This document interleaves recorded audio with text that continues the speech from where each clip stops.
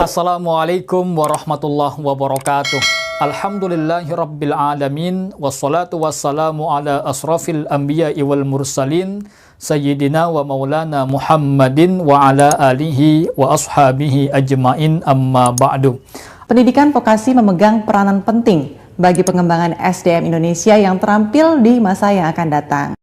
Assalamualaikum warahmatullahi wabarakatuh. Politik dan ekonomi di negara kita saat ini, bagaimana Pak? Apakah seburuk itu dan ihdinas siratal mustaqim itu kita kembali di jalan yang lurus dengan pijakan-pijakan yang ada? Ihdinas siratal mustaqim itu menggambarkan tiga. Anda punya kekuatan pijakan, Anda punya kekuatan pegangan, Anda punya kekuatan payung. La haula wala quwata illa billah. Bahwa fundamental kita memang selalu rapuh. Nah, kalau fundamental kita rapuh, kita harus cari penyebab. Sumber kerapuhan itu adalah liberalisasi di bidang keuangan dan perdagangan. Apa itu? Undang-Undang Penanaman Modal, gitu ya, nomor 25 tahun 2007, dan Undang-Undang Lalu Lintas Devisa dan Sistem Pembayaran nomor 24 tahun 99. Ini sumber masalah. Apa itu yang namanya riba? Ternyata kami kemudian menjadi tahu bahwa yang menyebabkan kami jatuh adalah riba. Kenapa kami syukuri? Ternyata riba itu dosanya sangat besar. Dinasnya sangat jelas, ya, di hadisnya sangat jelas. Allah halalkan jual beli dan larang riba. Ulang. Bahwa fundamental kita memang selalu rapuh.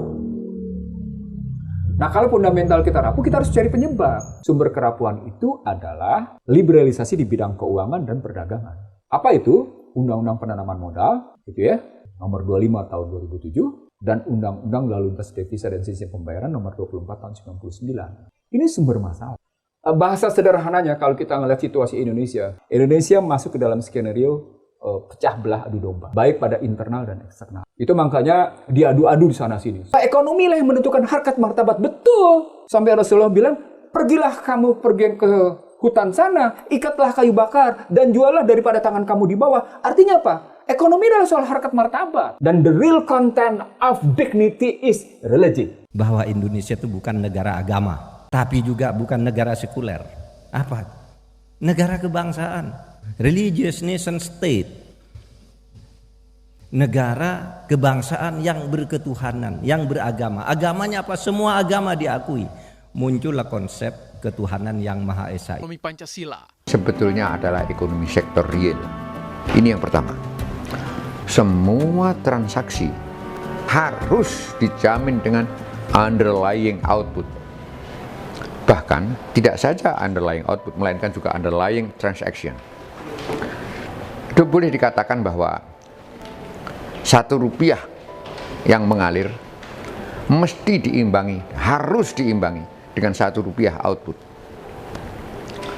Tidak bisa mengalir saja rupiah melontar ke sana kemari dalam bentuk sekarang berbentuk rupiah, besok berbentuk dolar, besok berbentuk surat berharga dan seterusnya begitu.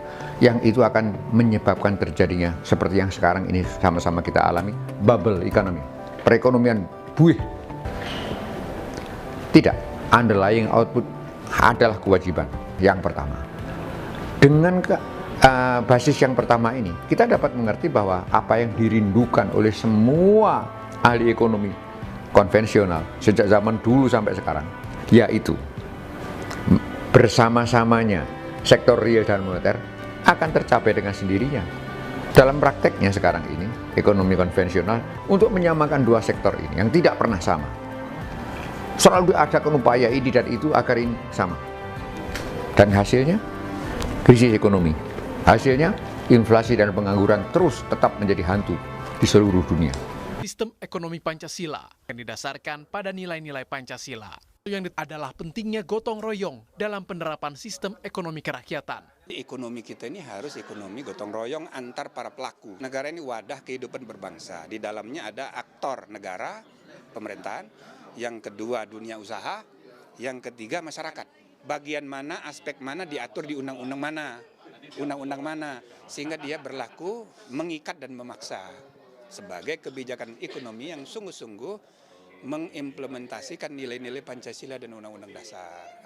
Dan diharapkan dapat menjadi panduan yang relevan bagi pemerintah dalam penerapan sistem ekonomi yang berlandaskan nilai-nilai Pancasila. Melihat banyak ketua-ketua partai yang justru ditangkap. Ketua partai masuk penjara karena korupsi. Partai Demokrat masuk penjara, Partai PKS masuk penjara, Partai P3 masuk, Partai Golkar, semua itu satu persatu. Ketua partai itu ditangkap. Jadi itu merupakan satu kemajuan. Menurut saya atau bisa kemunduran. Dilihat dari satu segi kemajuan, karena sekarang politikus pun ditangkap oleh KPK, menteri pun ditangkap. Tetapi bisa merupakan kesedihan juga. Ini sudah reformasi masih sampai ditangkap juga. Rupiah sebagai simbol kedaulatan negara, sebagai satu-satunya alat pembayaran yang sah di Indonesia, mendukung setiap aktivitas ekonomi masyarakat, penggerak roda perekonomian, kebanggaan seluruh komponen bangsa. Melihat banyak ketua-ketua partai yang justru ditangkap. Itu menyebabkan KPK jadi kelihatan seperti malaikat, yang lain kelihatan seperti iblis. Jadi siapa yang iblis? Karena semua kekuasaan itu pasti punya potensi bermasalah. Ada sejumlah instansi yang juga minta rekam jejak ke KPK. Jadi seolah-olah penolakan revisi Undang-Undang KPK karena menolak diawasi. Makanya tadi ketika di awal saya bilang KPK sangat senang diawasi. Kita perlu lihat nih rumusannya secara hati-hati. Yang di proses KPK kalau dia melakukan korupsi begitu ya. Memang banyak ya. Kalau memang anggota DPR ada 26 poin yang berbahaya di rancangan undang-undang KPK tersebut yang kemudian sudah disahkan saat ini. Dewan Pengawas itu kewenangannya bukan cuma mengawasi. Kalau pengawas itu kan dia melihat, dia mengevaluasi, tapi ada proses pro justisia di sana. Maksudnya begini, kalau mau nyadap orang, itu harus minta izin ke Dewan Pengawas dulu. Tidak ada satupun institusi di Indonesia yang penyadapan itu minta izin Dewan Pengawas. Mau melakukan penggeledahan dan penyitaan, minta izin Dewan Pengawas dulu. Padahal proses birokrasinya kan sudah panjang. Ada sekitar 5-7 tahap kalau mau melakukan penyadapan misalnya. Padahal tindak pidana korupsi itu kejahatannya kompleks, cepat sekali. Bahkan mereka pakai sandi-sandi. Mereka tulis tangan, kemudian dikasih, dan waktu ditangkap oleh KPK, kertas itu ditelan. Ada lebih dari 130 orang anggota DPR dan juga DPRD ya. Jadi cukup signifikan memang anggota DPR dan DPRD yang kami proses dalam kasus korupsi. Lebih dari 100 kepala daerah yang juga diproses dalam kasus korupsi. Apakah selama ini itu pernah tersentuh? Tidak pernah tersentuh. Mungkin ada yang tersentuh, tapi jumlahnya bisa kita hitung dengan jari. Nah, dalam konteks saat ini ketika korupsi politik, jadi akar dari korupsi itu bisa kita sebut itu korupsi politik, Mas Dedi. Kewenangan yang besar, menentukan anggaran, melakukan pengawasan, membuat aturan, kemudian deal dan menerima sejumlah uang. Nah, itu akar dari korupsi yang terpetakan. Dan ada ratusan dari politisi yang diproses. Kalau ada politisi yang mengatakan KPK superpower karena menangkap banyak sekali politisi, ya kita bisa tahu apa latar belakang pemikiran kata-kata itu sempat muncul. Padahal sebenarnya kalau kewenangan yang dimiliki KPK ya tidak sebesar kewenangan yang dimiliki oleh instansi lain.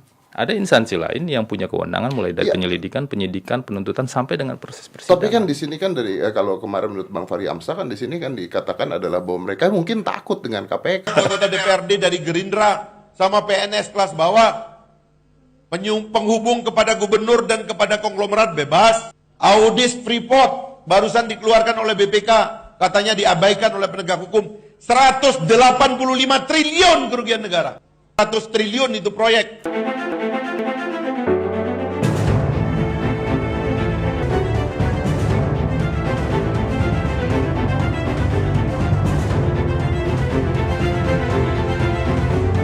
Karen mohon undur diri. Subhanakallahumma wa bihamdika asyhadu an la ilaha illa anta astaghfiruka wa atubu ilaik. Billahi taufiq wal hidayah. Wassalamualaikum warahmatullahi wabarakatuh. Waalaikumsalam warahmatullahi wabarakatuh.